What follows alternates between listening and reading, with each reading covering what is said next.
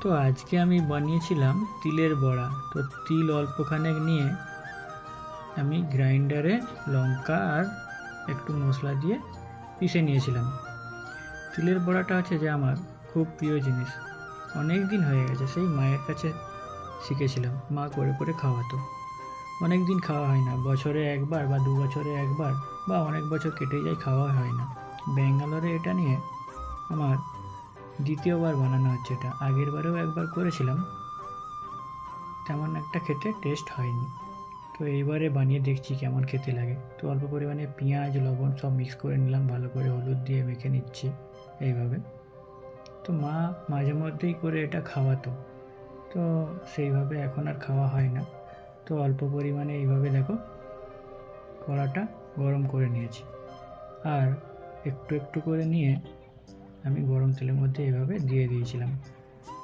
ঝালটা কিন্তু লঙ্কা কিন্তু একটু বেশি করে দিতে হয়, আর লবণটা পরিমাণ মতো। এই দুটো থাকলেই কিন্তু ভালো টেস্ট হয়। আর মোটা মোটা করে পেঁয়াজ কাটা, তবেই কিন্তু খেতে সুন্দর লাগবে।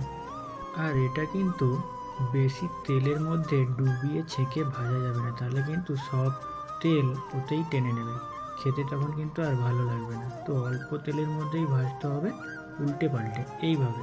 আমি যেহেতু উল্টাতে ভালো পারি না, তো আমার দু হাতের একটু সাহায্য নিতেই হয়, পুরোপুরিভাবে পারি না।